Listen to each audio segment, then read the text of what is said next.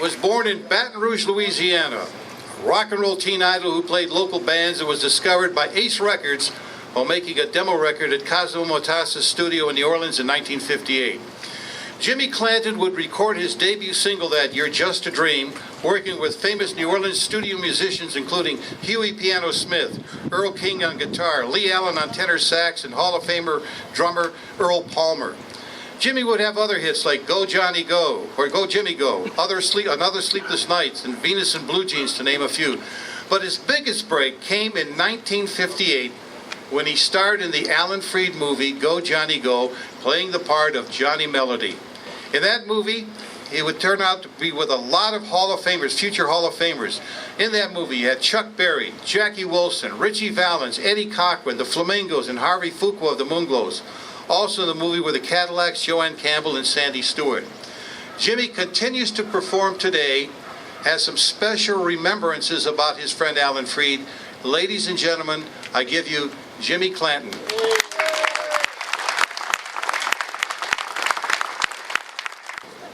Well, hello. My remembrance of Alan Freed is extremely precious because overnight, without me realizing it, I recorded a song that I wrote in 20 minutes. Wow. Over a heartbroken experience with my first love. Everybody say, oh.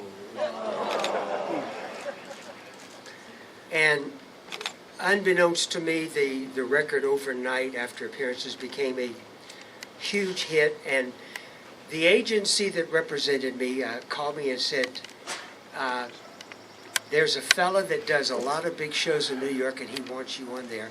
His name is Alan Freed. Now you all have to remember, in 1958, I'm in a part of the world that New York was like Mars.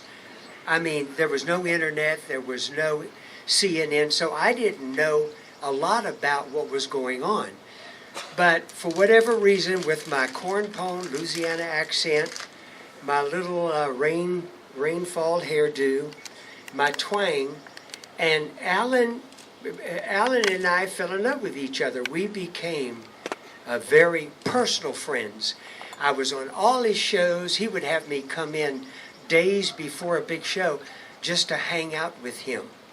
And I want to tell one little poignant story to show you how he cared in ways that you would never imagine. I was in town staying in a hotel, and this is a one-of-a-kind story to demonstrate how Alan Freed acted and how he thought. And I got a call about 10 o'clock this one night. He said, Jimmy, it's Alan. He said, get something on, get dressed. He said, I'm coming to pick you up. I'm taking you for a special situation. Well, I said, oh, okay. He picks me up. By the way, we got in the cab, and when they turned up the flag in 1958, it started at 20 cents. Do I go way back or do I go way back? We gave the cab driver, honest to God, a 10-cent tip. He was happy.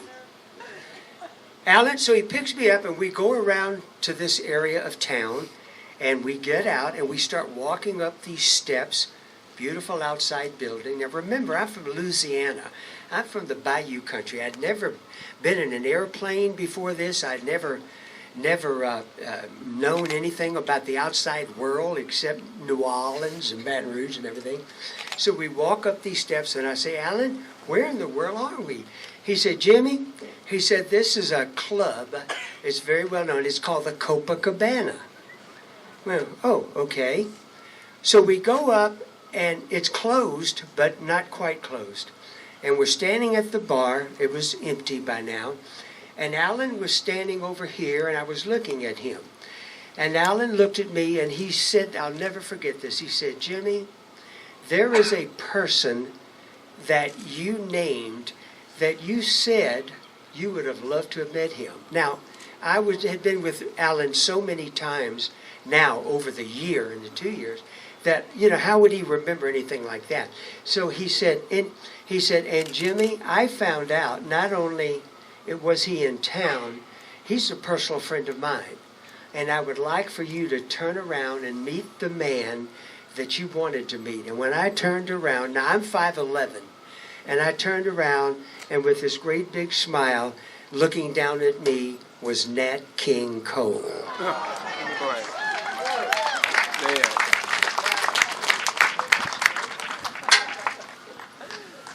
And I was so in awe. I didn't even get his autograph, but we shook hands, and he was so kind and so sweet.